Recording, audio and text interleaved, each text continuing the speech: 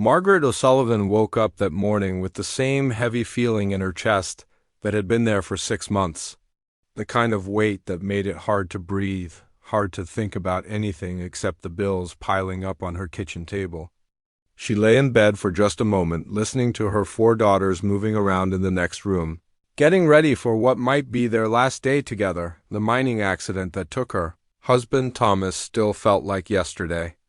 One minute he was kissing her goodbye at the door, lunch pail in hand, telling her he'd be home for dinner. The next minute, Mrs. Henderson was at her door with tears in her eyes, telling her there had been a cave-in. 3 men didn't make it. Out. Thomas was one of them. Margaret got dressed slowly, her hands shaking as she buttoned her worn dress. It was the only nice one she had left. Everything else had been sold or pawned months ago. Through the thin walls of their small house, she could hear 17-year-old Catherine helping the twins, Mary and Rose, get ready. Catherine had grown up so fast these past months, taking care of her younger sisters like a second mother. At 15, the twins still giggled together sometimes, but even their laughter had become quieter lately. And little Eleanor, just 13, had stopped asking when Daddy was coming home. The town of Millbrook wasn't much to look at on a good day. But in 1932, with the Depression hitting everyone hard, it looked downright defeated. Shops had closed. Families had moved away, and those who stayed behind wore the same tired expression Margaret saw in her own mirror every morning. The only thing that seemed to thrive was desperation. Margaret walked to the kitchen and stared at the stack of papers on the table. Past due notices. Final warnings. The landlord's letter giving her 1 week to pay 3 months' rent or face eviction. She had read them so many times the words were burned into her memory. 7 days to come up with money she simply didn't have. She had tried everything. After Thomas died, she took in washing and ironing from the wealthier families on the other side of town. Her fingers were raw and cracked from the harsh soap and hot water. She cleaned the church twice a week for whatever Reverend Williams could spare from the collection plate. She even worked nights at the diner, serving coffee and pie to men who looked at her with a mixture of pity and something else. That made her skin crawl, but it wasn't enough. It was never enough. The sound of her daughters talking in the next room made her stomach twist. Catherine was explaining something to Eleanor in that patient voice she had developed, the one that sounded too old for a 17-year-old girl. Margaret closed her eyes and tried to imagine telling them what she had to do today. The words wouldn't come. She had heard about the family auctions in other towns, but never thought they would come to Millbrook.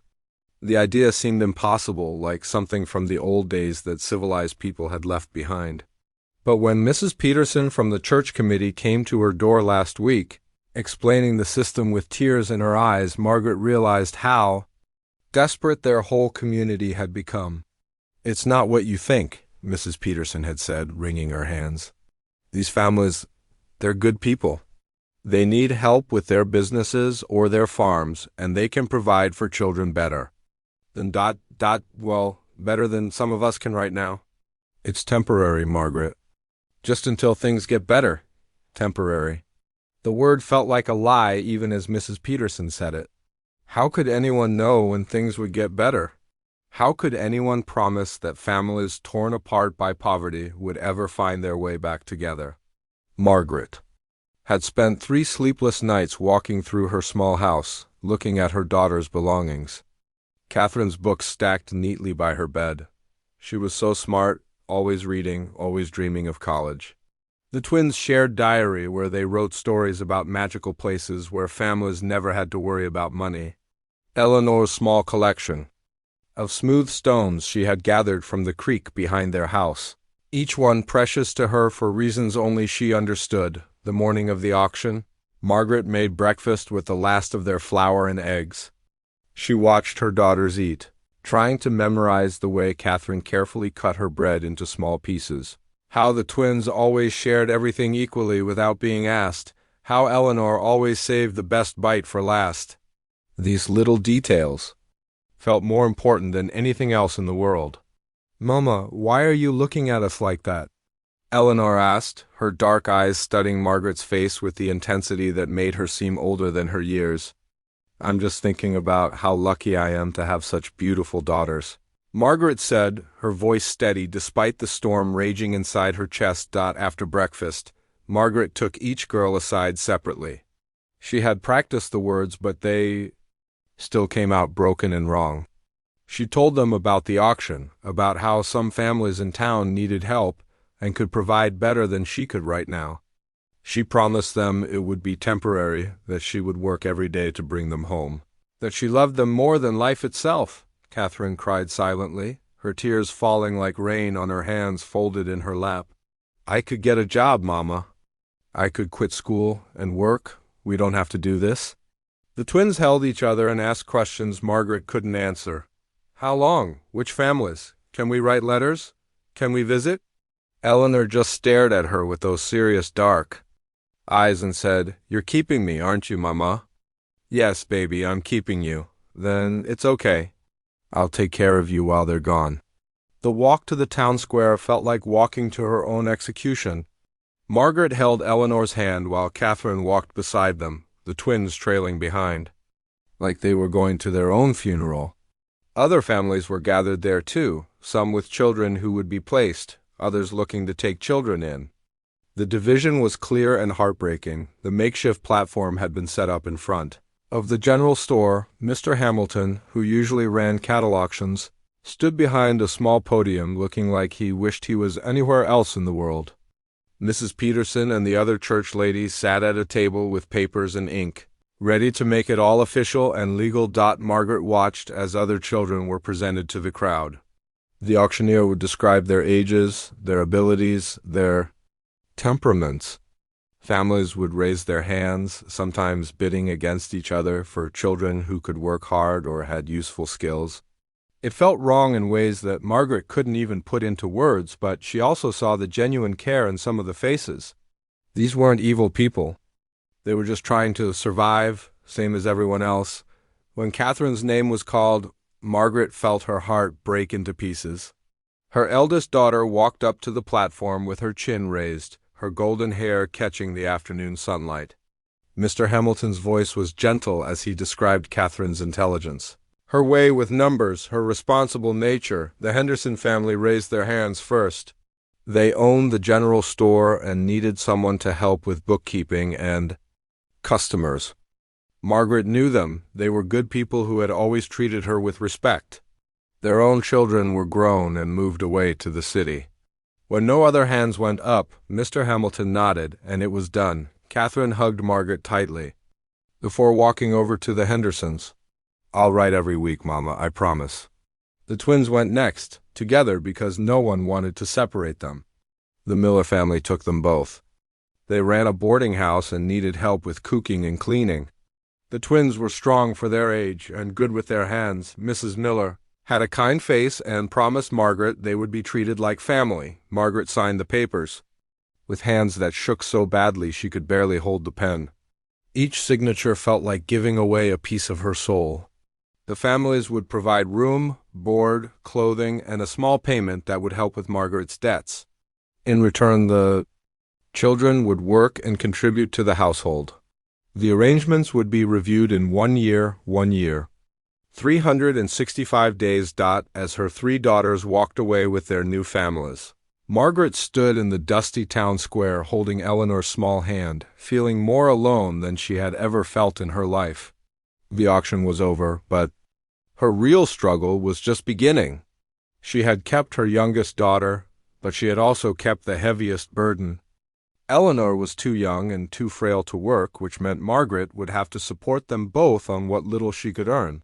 That night, in their quiet house that felt too big and too empty, Margaret tucked Eleanor into bed and sat beside her in the darkness. Mama? Eleanor's voice was small in the quiet room. Yes, baby? When they come home, will we all fit in this house again?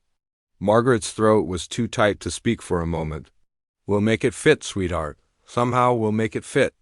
As Eleanor drifted off to sleep, Margaret sat by her window looking out at the town where her 3 daughters were sleeping in strange beds, in strange houses, with people who were kind but not family. She made a promise to herself that night, one she would repeat every day for however long it took. She would survive. She would work. She would do whatever it took to bring her family back together. She just had to figure out how. The first month after the auction passed like a blur of exhaustion and heartache. Margaret threw herself into work with a desperation that worried even her. She was up before dawn, cleaning the church before the sun came up, then rushing home to get Eleanor ready for school before heading to her job at the diner. Afternoons were spent taking in laundry from anyone who could pay, her hands growing redder and more cracked with each passing day. Eleanor had changed too. The bubbly 13-year-old, who used to chatter about her day and ask endless questions, had become quiet and serious. She helped with everything now, folding laundry with careful precision, sweeping the floors without being asked, and making simple meals from whatever scraps they had. Sometimes Margaret would catch her staring out the window toward the parts of town where her sisters now lived, her small face unreadable. The letters had started coming right away. Catherine wrote first, her neat handwriting describing her new life at the Henderson store. She was learning to keep books and help customers, and the Hendersons were kind to her. But between the lines, Margaret could read the homesickness and the worry about how they were managing without her help. The twins wrote together, as they did everything else. Their letter was full of details about the boarding house, the guests they served, and how Mrs. Miller was teaching them to cook for large groups. They missed everyone terribly, but were trying to be brave. They asked about Eleanor and begged Margaret to take care of herself. But by the second month, the letters stopped coming. Margaret waited by the mailbox every day, her heart sinking a little more each time it remained empty. She told herself the girls were just busy, settling into their new routines. But deep down, she feared something else was happening. The whispers around town confirmed her worst fears. Mrs. Peterson mentioned in passing that the Henderson family had decided to send Catherine to work on their relative's farm upstate.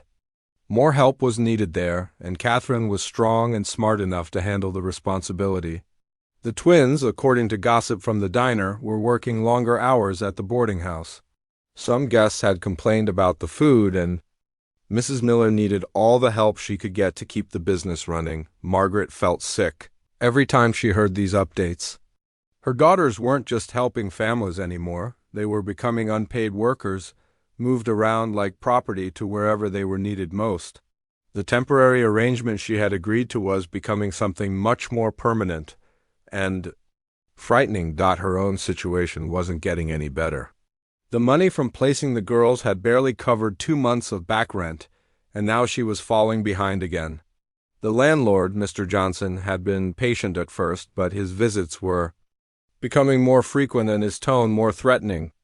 "I've got other families wanting this place, Margaret," he told her one evening as she counted out what little she could pay.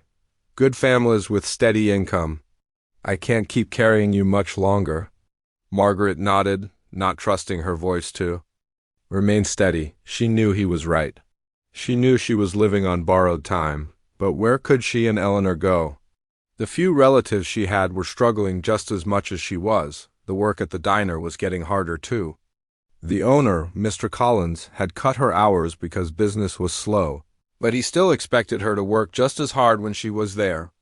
The other waitress, Betty, was kind enough, but she had her own problems and couldn't spare much sympathy for Margaret's situation. "You look terrible, honey," Betty said one afternoon as Margaret struggled to carry a tray of coffee cups. "When's the last time you ate a real meal?" Margaret couldn't remember. She and Eleanor had been living on bread and whatever vegetables she could afford, saving every penny for rent and Eleanor's school supplies. She had lost weight she couldn't afford to lose, and her clothes hung loose on her shrinking frame. The worst part was watching Eleanor try to take care of her. The girl had started hiding food, saving half her small portions for Margaret, even though she was clearly still hungry. She would make tea when Margaret came home from work, her small hands steady as she measured out the precious tea leaves they had to make last all week. "Mama, you should eat more," Eleanor would say, pushing her own plate toward Margaret during their quiet dinners. "I'm fine, baby. You need to grow strong." But they both knew Margaret wasn't fine. The constant worry, the physical labor, and the poor nutrition were taking their toll.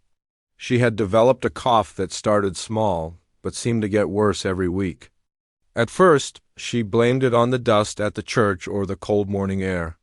But soon she was coughing so hard at night that it woke Eleanor up.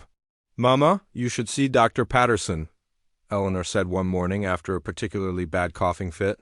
"Doctors cost money we don't have, sweetheart." Eleanor was quiet for a moment, then said something that broke Margaret's heart. "If I got sick, would you have to auction me too?" Margaret knelt down and pulled her youngest daughter into her arms, holding her as tightly as she could. "Never, do you hear me? Never. I will never let anyone take you away from me." But even as she said the words, Margaret knew how fragile their situation really was. If she got too sick to work, if the landlord finally lost patience, if anyone of a dozen things went wrong, she might not have a choice. The thought kept her awake at night, staring at the ceiling and trying to figure out solutions that didn't exist. Eleanor seemed to understand their situation better than any 13-year-old should have to. She started walking to school instead of taking the streetcar, saving those few pennies for household expenses. She mended her own clothes and Margaret's too, her small fingers working carefully to make their worn garments last a little longer. At school, Eleanor's teacher, Miss Roberts, noticed the changes. She pulled Margaret aside one afternoon with concern written all over her face. "Eleanor is a bright girl, Mrs. O'Sullivan, but she seems distracted lately.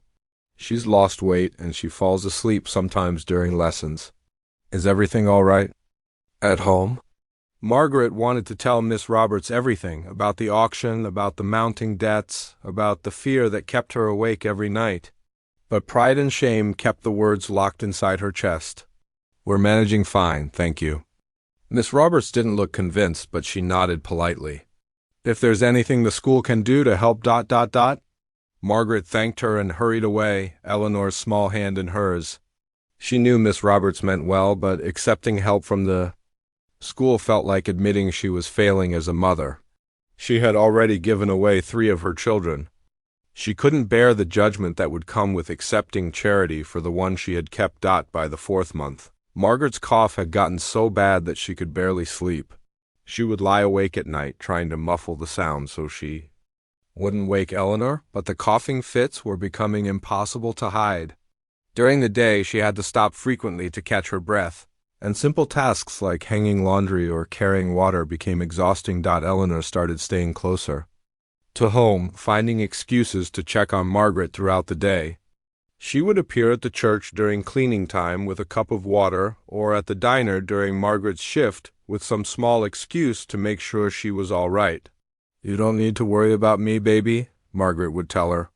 "Someone has T.O." Eleanor would reply with a seriousness that made her sound much older than 13. The truth was becoming impossible to ignore. Margaret was getting sicker, their situation was getting more desperate, and winter was coming. The little money she earned couldn't cover both rent and the extra coal they would need to stay warm. Her daughters had been gone for 6 months. And instead of getting closer to bringing them home, she felt further away from that goal than ever. One evening, as she tucked Eleanor into bed, her daughter asked the question Margaret had been dreading. "Mama, what happens if you get too sick to work?" Margaret smoothed Eleanor's dark hair away from her face, trying to think of an answer that wouldn't terrify either of them. "Then we'll figure something out, sweetheart. We always do."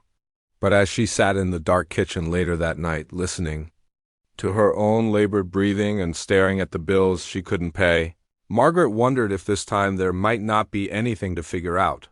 She had fought so hard to keep her family together, only to watch them scatter anyway.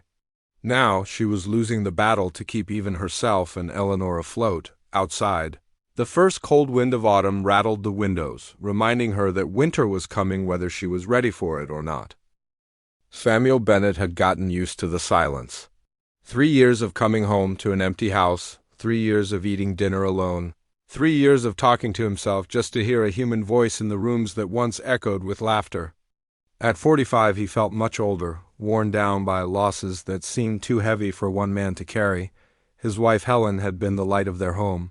She hummed while she cooked, sang while she worked in the garden, and had a laugh that could fill every corner of their small farmhouse.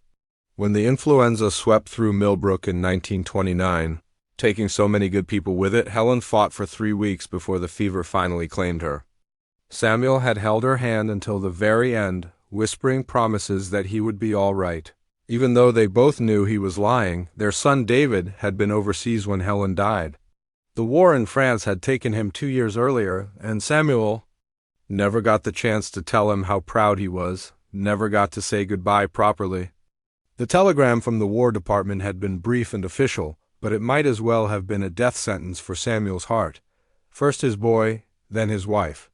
By 1932, Samuel felt like he was living in a house full of ghosts. The farm still ran itself mostly. Samuel had good land, and the depression hadn't hit him as hard as it had hit others. He grew enough vegetables to feed himself and sell some at the market. His chickens laid eggs, his cow gave milk, and he had enough money saved to get by comfortably. But comfort felt meaningless when there was no one to share it with. Samuel had noticed Margaret O'Sullivan long before the terrible day of the auction. She cleaned the church every Tuesday and Friday, always arriving early in the morning when the light was soft and the building was peaceful. Samuel went to church regularly, not because he felt particularly close to God anymore, but because Helen was buried in the cemetery behind the building. He liked to tend her grave, bring her fresh flowers, and tell her about his week. He had watched Margaret work from a distance, noting how thorough she was, how she cleaned even the spots no one would notice. She moved with the quiet dignity of someone who took pride in her work, even when that work was born from desperation. Her daughter Eleanor sometimes came with her, a serious little girl who sat quietly in the pews while her mother worked, reading books or just watching the colored light stream through the stained glass windows. The day of the auction, Samuel had been in town getting supplies when he heard the commotion in the square. He had stayed to watch, not as a participant, but as a witness to something that felt deeply wrong. When he saw Margaret standing there with her 4 daughters, all of them trying so hard to be brave, something inside his chest cracked open. He had seen enough hardship in his life to recognize real desperation when he saw it. Margaret wasn't a bad mother who didn't want her children. She was a woman backed into a corner with no good choices left. Samuel understood that kind of desperation. He had felt it when Helen was dying and there was nothing he could do to save her. He had felt it when David's telegram arrived and he realized his son was never coming home. After the auction, Samuel found himself thinking about Margaret and Eleanor more often than he probably should have. He would see them around town, Margaret always hurrying from one job to another, Eleanor walking beside her with that serious expression that made her look older than her years. As the months passed, he watched Margaret grow thinner and more worn down. He saw Eleanor start carrying herself like a little adult, taking on responsibilities that should have belonged to someone much older. Samuel began finding excuses to be in town more often. He would time his trips to the general store to coincide with Margaret's shifts at the diner. He would linger at the post office when he knew Eleanor was walking home from school. He told himself he was just being observant, just keeping an eye on his neighbors the way people did in small towns. But deep down, he knew something was stirring in his heart that he hadn't felt since Helen died. It wasn't romantic love, not exactly. It was something deeper and more complicated than that. It was the recognition of shared loss, the understanding that comes from watching someone else carry a burden too heavy for their shoulders. Samuel had been that person once, struggling to hold his world together while everything he loved slipped away. He started leaving small gifts, always anonymous, always careful. A basket of vegetables from his garden left on their doorstep early in the morning. A bundle of firewood stacked quietly by their door while they were away. A warm coat that had belonged to Helen, left hanging on their fence post with a note that simply said, "From a friend." Margaret never acknowledged the gifts directly, but Samuel could see that she used them. Eleanor wore the coat to school, and he noticed that Margaret looked a little less tired on the days when she didn't have to worry about firewood or fresh food. It gave Samuel a sense of purpose he hadn't felt in years, a reason to get up in the morning besides just going through the motions of living. As winter approached, Samuel's concern grew deeper. Margaret's cough was getting worse. He could hear it sometimes when he walked past the church during her cleaning hours. Eleanor was taking on more and more responsibility, and Samuel could see the weight of it in her small shoulders. They were struggling in ways that reminded him too much of his own mother's final years, when he had been just a boy trying to take care of someone who was supposed to be taking care of him. Samuel's mother had died when he was 14, leaving him alone to run their small farm until his uncle could come from the next county to take him in. Those months of solitude and responsibility had shaped him in ways he was still discovering. He recognized the same premature maturity in Eleanor, the same quiet determination to hold things together when the adult world was falling apart around her. Helen used to say that Samuel had the biggest heart of any man she'd ever known, but that he was terrible at showing it. "You feel everything so deeply, Sam," she would tell him, "but you keep it all locked up inside like it's some kind of secret. People need to know when they're loved." Now, watching Margaret and Eleanor struggle alone, Samuel could almost hear Helen's voice telling him to do something more than just leave anonymous gifts, but what could he do? He was a single man with no family, no real connection to them besides shared grief and mutual concern. What right did he have to insert himself into their lives? The answer came to him gradually, through long evenings sitting in his empty kitchen, staring at the chair where Helen used to sit while she mended clothes or planned the next day's meals. He could almost see her there sometimes, shaking her head at his stubbornness, encouraging him to take action instead of just worrying from a distance. "Sam," he could imagine her saying, "that little girl needs a father figure, and that woman needs help she's too proud to ask for, and you, my dear husband, need to remember what it feels like to be needed by someone who's still alive." Samuel had loved Helen with everything he had, and part of him felt guilty for even considering caring about another woman and her child. But as winter deepened and he watched Margaret's health decline, he began to understand that love didn't have to be the same thing twice. The love he had felt for Helen was complete and perfect and would always be part of him. But that didn't mean his heart had to remain empty forever. He started imagining what it would be like to have voices in his house again, to have someone to cook for besides himself, to have a reason to light the fireplace in the evenings and sit somewhere besides alone in the kitchen. Eleanor could have her own room, maybe the one that had been David's. Margaret could rest and recover her health without worrying about every penny. The 3 daughters who had been auctioned away could have a home to come back to when the time was right. It wasn't a romantic fantasy exactly, but it wasn't purely charitable either. Samuel was lonely in ways that he had stopped admitting to himself. He missed having a family, missed the sound of someone else moving around the house, missed having people who counted on him and whom he could protect and provide for. The idea that had been growing in his mind for weeks finally crystallized into something concrete. He could offer Margaret marriage, not for love in the traditional sense, but for practical reasons that would benefit them all. He could give Eleanor his name and his protection, ensure that she would never have to worry about being auctioned off if something happened to Margaret. He could provide a stable home where Margaret could recover her health and work toward bringing her other daughters back. It wasn't what most people would call a normal proposal, but nothing about their situation was normal. Samuel had learned that sometimes love meant making difficult choices, taking on responsibilities that weren't originally yours, and finding ways to heal that didn't look like anything you had planned. As he sat in his quiet house that evening, making his decision final, Samuel felt something he hadn't experienced in 3 years. He felt hope. The morning Margaret collapsed at the church started like any other. She had gotten up before dawn, despite the coughing fit that had kept her awake most of the night. Eleanor was still sleeping, curled up under the thin blankets they shared, to stay warm. Margaret dressed quietly, trying not to wake her daughter, and made her way through the cold morning air to St. Mary's. Samuel was already there when she arrived, kneeling by Helen's grave with a small bunch of winter flowers in his hands. Margaret had seen him there many times over the months, always respectful, always quiet. She nodded politely as she passed, not wanting to disturb his private moment with his wife's memory. The church felt colder than usual that morning, and Margaret's Hands were stiff as she began her cleaning routine.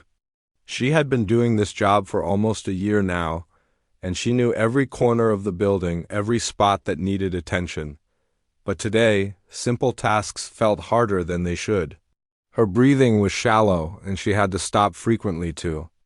Rest. Samuel finished his visit to Helen's grave and was walking back toward the church when he heard the crash. The sound of cleaning supplies hitting the floor, followed by a silence that made his heart race. He ran toward the church doors, his boots echoing on the stone steps. He found Margaret unconscious on the floor, her cleaning bucket overturned beside her, dirty water spreading across the stones. For a terrible moment, Samuel thought she might be dead, but then he saw the slight rise and fall of her chest and heard the raspy sound of her breathing. "Margaret!" He knelt beside her, gently shaking her shoulder. "Margaret, can you hear me?" Her eyes fluttered open, confused and unfocused. She tried to sit up, but Samuel placed a gentle hand on her shoulder to keep her still. "Don't move yet. You fainted. Just lie still for a moment." "Eleanor," Margaret whispered, her voice barely audible. "I have to get home to Eleanor." "I'll take care of Eleanor. Right now, we need to take care of you." Samuel carefully lifted Margaret in his arms, surprised by how light she had become. She felt fragile, like a bird with broken wings. He carried her to his wagon, which was parked outside the church, and gently laid her down on the seat. Then he drove as quickly as he dared to Dr. Patterson's office on the other side of town. Dr. Patterson was a kind man in his 60s who had been treating the people of Millbrook for over 30 years. He took one look at Margaret and immediately began his examination, his face growing more serious with each passing minute. "How long has she had this cough?" he asked Samuel. "I'm not sure exactly. Several months, I think." "It's been getting worse." Dr. Patterson listened to Margaret's chest, checked her pulse, and examined her overall condition. When he was finished, he pulled Samuel aside while Margaret rested on the examination table. "She has pneumonia, and she's severely malnourished," the doctor said quietly. "Her body has been fighting this infection for weeks, maybe longer. She's exhausted herself past the point where she can recover on her own." "What does that mean?" Samuel asked, though he already feared the answer. "It means she needs complete rest, proper food, and medical care. Without those things... Dr. Patterson shook his head. "She might not make it through the winter." Samuel felt something cold settle in his stomach. "And with proper care, she could recover fully. But it will take time, and it won't be cheap. She need medicine, good food, a warm place to rest. Things that cost money she doesn't have." While Dr. Patterson prepared some medicine for Margaret, Samuel went to collect Eleanor from school. He found her in Miss Roberts' classroom, working quietly at her desk while the other children played outside during their lunch break. "Eleanor," he said gently from the doorway. "I'm Samuel Bennett. I need to talk to you about your mother." Eleanor looked up at him with those serious dark eyes that always made her seem older than 30. She didn't cry or panic when he told her what had happened. Instead, she just nodded and gathered her things. "Is she going to die?" Eleanor asked as they walked to Dr. Patterson's office. Samuel considered lying, but something about Eleanor's direct gaze told him she deserved the truth. "She's very sick, but Dr. Patterson thinks she can get better if she gets the right care." "We don't have money for the right care," Eleanor said matter-of-factly. "No," Samuel agreed. "You don't?" They walked the rest of the way in silence, but Samuel could feel Eleanor studying him, trying to figure out why this man she barely knew was helping them. At the doctor's office, Eleanor sat beside her mother's bed and held her hand. Margaret was awake but weak, her breathing still labored. She looked at Samuel with a mixture of gratitude and confusion. "Thank you," she whispered. "I don't know how to repay you for this." "You don't need to repay me," Samuel said. "But we do need to talk about what happens next." That evening, Samuel drove Margaret and Eleanor home in his wagon. Margaret was too weak to walk, and Eleanor helped support her as they made their way up to their small room above the bakery.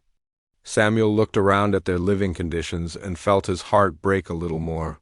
The room was tiny and cold, with barely enough space for the two small beds they shared. There was no fireplace, no way to keep warm except for the thin blankets. And whatever heat rose from the bakery below, he helped settle Margaret into bed, then asked Eleanor to step outside with him for a moment. "Your mother is very sick," he told her gently. "She needs rest and medicine and good food. She can't work right now, which means ... which means we can't pay rent," Eleanor finished. "And we'll have to leave here soon." Samuel nodded. "That's right. So I have a proposal to make, but it's unusual, and I want you to understand it before I talk to your mother about it." Eleanor waited, her face serious and attentive. "I'd like to marry your mother," Samuel said. "Not because we're in love, but because you both need help, and I can provide it. If your mother becomes my wife, you become my daughter legally. That means you'll always have a home, always have food, always have someone to take care of you. And it means your mother can rest and get better without worrying about money." Eleanor was quiet for a long moment, thinking it over with the careful consideration of someone much older. "What about when Mama gets better?" she asked. "What about? My sisters? When your mother is well, we'll work together to bring your sisters home. All of them. My house is big enough for a family, and I have enough money to support everyone properly." "But you don't love Mama," Eleanor said. It wasn't a question. Samuel considered how to answer that. "I care about your mother, and I care about you. I respect her, and I want to help. Sometimes that's more important than the kind of love people sing songs about." Eleanor nodded slowly. "And your wife who died? You still love her?" "Yes, I do. I always will. But that doesn't mean I can't care about other people too." That evening, Samuel sat beside Margaret's bed and made his proposal. Margaret listened, with wide eyes, occasionally glancing at Eleanor, who sat quietly in the corner. "I know it sounds strange," Samuel said, "but I've thought about this carefully. You need stability and security. Eleanor needs a father figure and a permanent home. I need ... well, I need to feel useful again. I need people to care about." Margaret was quiet for a long time, her thin hands folded on top of the worn quilt. When she finally spoke, her voice was hoarse but steady. "What would you expect from me? As a wife, I mean." "I'd expect you to get well," Samuel said simply. "I'd expect you to help me make decisions about the household and about Eleanor. I'd expect you to be my partner in taking care of our family. But I wouldn't expect other things. Not unless you wanted them, and not until you were ready." "And if I'm never ready for those other things?" Samuel shrugged. "Then we'll be good friends who happen to share a house and a daughter. There are worse things in the world." Margaret looked at Eleanor, who nodded slightly. "You really think you can help me get my other daughters back?" "I promise you we'll try. I have some money saved, and I know people in town. We'll find a way." Margaret closed her eyes and took a shaky breath. When she opened them again, there was something like hope in her expression for the first time in months. "All right," she said quietly. "I accept your proposal, Samuel Bennett, but only if you promise me something." "What's that?" "Promise me that if this doesn't work out, if I can't be the kind of wife you need, or if Eleanor becomes too much trouble, you'll tell me honestly. Don't let us become a burden you resent." Samuel reached out and gently took her hand. "Margaret, you could never be a burden. And Eleanor is a gift, not trouble. We're going to be a family, and families take care of each other." 3 days later, they were married in Margaret's sick room, with only Eleanor, Reverend Williams, and Dr. Patterson as witnesses. Margaret wore a simple blue dress that had belonged to Helen, altered to fit her smaller frame. Samuel's wedding ring had been his grandfather's, and as he placed it on Margaret's finger, he made a silent promise to both the woman he had loved and the woman he was choosing to protect. Eleanor held her mother's other hand throughout the brief ceremony, her face solemn but not sad. When Reverend Williams pronounced them husband and wife, Samuel leaned down and gently kissed Margaret's forehead. "Welcome to the family," he whispered. For the first time in months, Margaret smiled. Moving into Samuel's farmhouse felt like stepping into a different world. Margaret had forgotten what it was like to live in a place where the walls didn't shake when the wind blew, where there was enough space to move around without bumping, into furniture where warmth came from a real fireplace instead of hoping heat would rise from the bakery below. Eleanor walked through the house with wide eyes, taking in details that spoke of a life very different from anything she had known. There were books on shelves, real curtains at the windows, and a kitchen table big enough for a whole family to sit around. The room that had belonged to Samuel's son David was now hers, the first time in her life she had ever had a space that was completely her own. "This was David's room," Samuel told her gently as she stood in the doorway. "He would have liked you, I think." "He always said this house was too quiet," Eleanor nodded solemnly. "I'll take good care of it," she promised. Samuel smiled. "I know. You will, but Eleanor, this is your room now. You can change anything you want, put up pictures, arrange things however makes you happy. It's not a shrine, it's your home." Margaret spent the first week mostly in bed, following Dr. Patterson's strict orders to rest completely. Samuel brought her meals on a tray, checked on her regularly, and never made her feel like she was being a burden. Eleanor helped too, reading to her mother in the afternoons and updating her on small happenings around the house. "Samuel fixed the loose board on the front steps," Eleanor would report. "And he's teaching me how to collect eggs from the chickens. Did you know they get upset if you move too fast?" Margaret would smile and listen, amazed at how quickly Eleanor was adapting to their new life. The serious, worried expression that had become permanent on her daughter's face was slowly starting to fade, replaced by something that looked almost like the childhood Eleanor had lost during those terrible months of struggle. As Margaret's strength returned, she began to see glimpses of the man Samuel really was. He was patient and kind, but not in a way that felt forced or performed. He genuinely seemed to enjoy having them there, lighting up when Eleanor asked him questions about the farm or when Margaret felt well enough to join them for dinner. One evening, about 3 weeks after the wedding, Margaret found Samuel sitting at the kitchen table with papers spread out in front of him. He looked up when she came downstairs, still moving slowly but no longer needing to stop and rest every few steps. "How are you feeling?" he asked, the same question he asked every day, but with genuine concern each time. "Better," Margaret said, and for the first time she really meant it. "What are you working on?" Samuel gestured to the papers. "I've been making inquiries about your daughters. I think I've found where they all are." Margaret's heart jumped. She had been afraid to ask, afraid to hope too much too soon. "All 3 of them? Catherine is working on a farm about 50 miles north of here. The Henderson family sent her there when they decided they needed help with their store instead of their relative's farm. The twins are still with the Miller family, but—" Samuel paused, his expression troubled. "But what?" "Mrs. Miller has been taking in more boarders than she can handle. Mary and Rose are working from dawn until late at night, and according to what I've heard, they're not being treated as well as they should be." Margaret sank into the chair across from him, her hands trembling slightly. "Can we get them back?" "That's what I'm working on," Samuel said.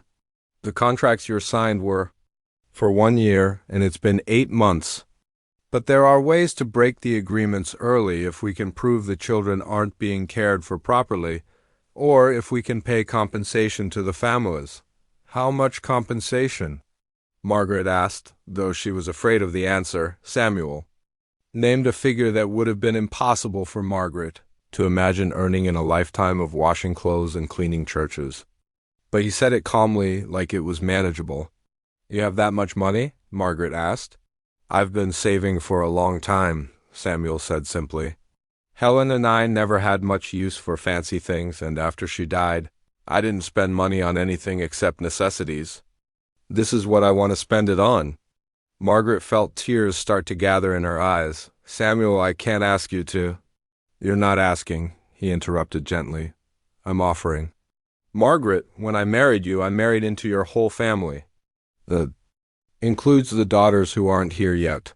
Over the next 2 weeks, Samuel made trips to visit each of the families. He was diplomatic but firm, explaining that circumstances had changed and that Margaret was now able to provide proper care for all her children. The process was complicated by the fact that the families had grown dependent on the girls' work. But Samuel was patient and persistent. Catherine was the easiest to retrieve. The farm where she had been working was struggling financially, and they were actually relieved to have one less mouth to feed. When Samuel brought her home on a cold February afternoon, Margaret barely recognized her eldest daughter.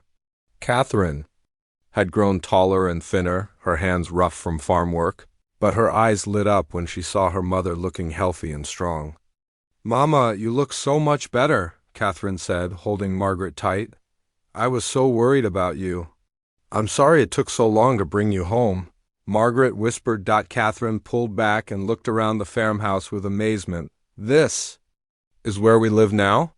Eleanor appeared in the doorway, grinning widely. "Catherine, come see my room. It's upstairs and it has a real window and everything." The twins were harder to get back.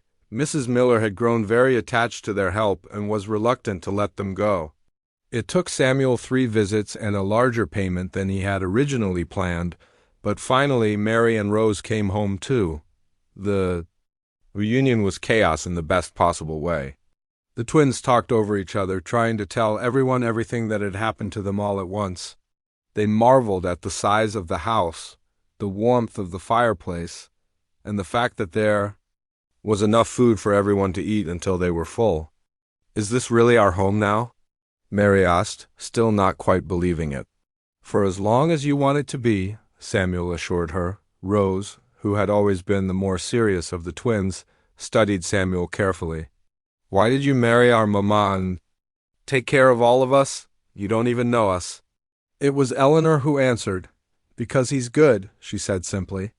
"And because sometimes people need each other." Samuel found himself father to 4 daughters overnight, and the adjustment was both wonderful and overwhelming. The house that had been silent for 3 years was suddenly full of voices, laughter, and the constant sound of footsteps on the stairs. Meal planning became a complex operation, and Samuel had to learn to buy groceries for 6 people instead of 1. Margaret bloomed in ways that surprised everyone, including herself. Having her daughters back seemed to restore something essential that had been missing. She took over most of the cooking and household management, working alongside Samuel to create routines that worked for their large, unusual family, the girls, adapted to their new life with the resilience of children who had learned early that change was constant. Catherine threw herself into helping with household management and even started talking about maybe going back to school. The twins rediscovered their love of storytelling, entertaining everyone with elaborate tales during dinner. Eleanor, who had been forced to grow up too fast, slowly began acting like a 13-year-old again, but it was the quiet moments that meant the most to Margaret. Evenings when Samuel would help Eleanor with her arithmetic while Catherine mended clothes and the twins played cards by the fire. Sunday mornings when they all walked to church together, looking like any other family in town. Nights when she and Samuel would sit on the porch after the girls had gone to bed, talking about their day and planning for tomorrow. "Do you ever regret it?" Margaret asked him one evening as they watched the sunset paint the sky in shades of pink and gold. "Regret what?" Samuel asked. "Taking on so much. 4 daughters, a wife who married you for practical reasons, all the expense and noise and complication." Samuel was quiet for a moment, considering the question seriously. "Margaret, before you and the girls came here, I was just existing, going through the motions of living without really being alive. Now I wake up in the morning with things to do, people to care about, reasons to make plans for the future. How could I regret that?" Margaret reached over and took his hand, something that had become natural between them over the months. Their relationship wasn't the passionate romance of young lovers, but it was something deeper and more stable. It was built on respect, mutual care, and shared commitment to the family they had created together. "I never thought I could love again after Thomas died," Margaret said softly. "I thought that part of my heart was broken forever, but this feels like love too, doesn't it? Different from what I had before, but real." Samuel squeezed her hand. Gently, Helen used to say that love wasn't just one thing, that there were as many different kinds of love as there were people to love. I think she was right. The town of Millbrook watched their unconventional family with a mixture of curiosity and approval. Some people whispered about the quick marriage and the practical arrangements, but most could see that it was working.